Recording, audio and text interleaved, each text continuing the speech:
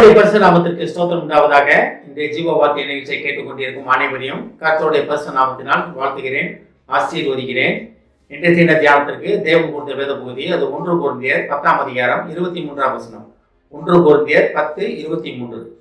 எல்லாவற்றையும் அனுபவிக்க எனக்கு அதிகாரம் உண்டு, ஆகிலும் எல்லாம் தகுதியாய் இராது.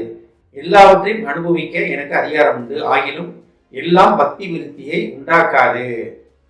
இன்றைய தினம் இதை கேட்டுக்கொண்டிருக்கும் தேவ பிள்ளைகளே, பக்தி விருத்தியை உண்டாக்கும் காரியங்களை தேடி அதை மட்டும் தெரிந்து கொண்டு அதிலே நிலைத்து நிற்பதற்காக கர்த்தர் நம்மளை இன்றைய தினம் அழைத்து கொண்டிருக்கிறார். ஓய்வு நாள் ஆகிய இன்று தேவன் நமக்கு கொடுக்கும் ஒரு காரியம் இதுதான். வசனம் எப்படி ஆரம்பிக்குது பாருங்க. எல்லாவற்றையும் அனுபவிக்க எனக்கு அதிகாரம் உண்டு.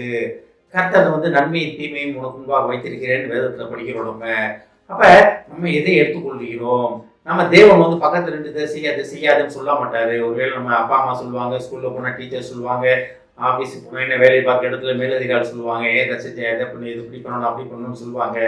ஆனா தேவன் எப்படின்னா அவர் நம்மளை நம்மளோட சுய விருப்பத்தின்படி செயல்பட அனுமதிக்கும் ஒரு அருமையான ஒரு மனிதர். அவரு நம்மளை இதை பண்ணாது அதை பண்ணாது நம்மளை கடிந்து கொண்டே இருக்கிறவர்களை எப்போதும் கடிந்து கொண்டே இருக்க மாட்டார். மனிதனின் இருதய நோக்கங்கள் சிறு வயது கொண்டே சீர்கிட்டதா இருக்கிறது, மோசமானதா இருக்கிறதுன்னு அறியாமத்திலே பார்க்குறோம் நம்ம. அப்போ தேவனுக்கு சகலமும் தெரியும். அப்போ நம்மளை பக்கத்திலே உட்காந்துக்கிட்டு நீ அதை செய் இதை செய்யணும்னு சொல்ல மாட்டாரு. ஆனா சகலம் நம்ம என்ன செய்யணும் செய்யக்கூடாதுன்னு முழு வேதம் நமக்கு போதிக்கிறது. அதுதான் வேதம் நம்ம கையில கொடுக்கப்பட்டிருக்கிறது. குடும்பத்தில் இருக்க ஒவ்வொருவரும் ஒரு வேதம் இருக்கும், அதை நான் விசுவாசிக்கிறேன். எல்லாருமே வேதத்தை படிக்கிறவங்க தான், அதையும் நான் விசுவாசிக்கிறேன்.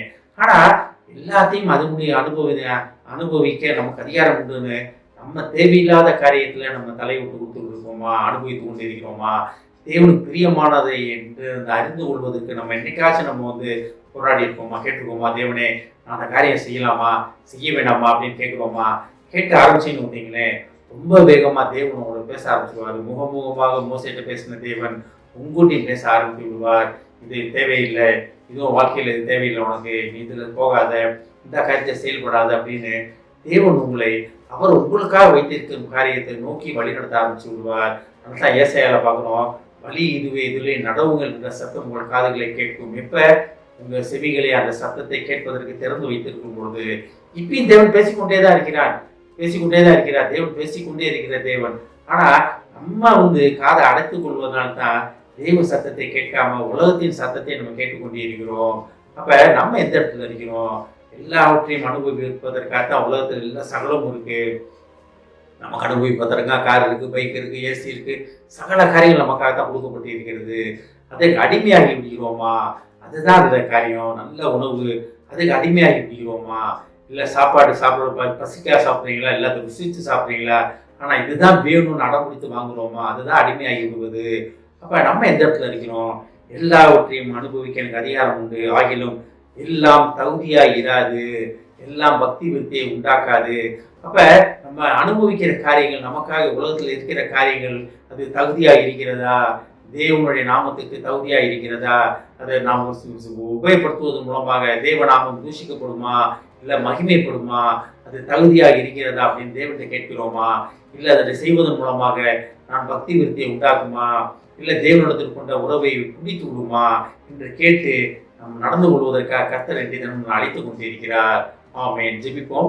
எங்களை அறிமான அன்பின் பரலோக பிதாவே, எல்லாவற்றையும் அனுபவிக்க எனக்கு அதிகாரம் உண்டு, ஆனாலும் எல்லாம் தகுதியாயிராது. எல்லாவற்றையும் அனுபவிக்க எனக்கு அதிகாரம் உண்டு, ஆனால் ஒன்றும் பக்தி விருத்தி உண்டாக்காது என்று ஒரு நாள் அன்று நீர் எங்களுக்கு சொல்வதற்காக நன்றி ஆண்டவரே. பேசாம தகுதியான காரியங்களையும் பக்தி விருத்தியை உண்டாக்கும் காரியங்களையும் மட்டும் நாங்கள் அறிந்து கொண்டு புரிந்து கொண்டு அதை தேடி பெற்றுக்கொண்டு அதிலே நிலைத்து நிற்க நீர் எங்களை அழைப்பதற்காக நன்றி ஆண்டவரே. நாங்கள் எங்களை உம்மிடத்தில் சமர்ப்பிக்கிறோம் அப்பா. நீர் எங்களை பொருட்படுத்திக் கொள்ளும் அப்பா. நாங்கள் தகுதியான காரியங்களையும் பக்தி விருத்தியை உண்டாக்கும் காரியங்களையும் மட்டும் தெரிந்து கொண்டு அதிலே நிலைத்து நிற்க உதவி செய்யும் ஆண்டவரே. இதை கேட்டுக்கொண்டு ஒவ்வொருவரையும் ஆசீர்வதிக்கிறோம் அப்பா. ஒவ்வொரு குடும்பத்தையும் ஆசீர்வதிக்கிறோம் ஆண்டவரே. குடும்பத்தில் உள்ள சிறியோர் முதல் பெரியோர் வரை அன்னையும் தோப்பனே உம்மிடத்தில் கேட்டு தகுதியான காரியங்களை பக்தி விருத்தியை உண்டாக்கும் காரியங்களை மட்டும் கேட்டு பெற்றுக்கொண்டு அதிலே நிலைத்து நிற்க உதவி செய்யும் ஆண்டவரே. வாலிப வயதில் உள்ள பிள்ளைகளை உங்களுக்கு தருகிறோம் அப்பா. அவர்கள் தகப்பனே உம்மிடத்தில் கேட்டு தகுதியான காரியங்களும் பக்தி விருத்தியை உண்டாக்கும் காரியங்களை மட்டும் தெரிந்து கொண்டு அதிலே நிலைத்து நிற்க உதவி செய்யும் ஆண்டவரே. ஆசீர்வதிக்கிறோம் அப்பா. இயேசுவின் மூலமாய் கேட்கிற நல்ல பிதாவே. ஆமென். கர்த்தர் உங்களை ஆசீர்வதிப்பாராக.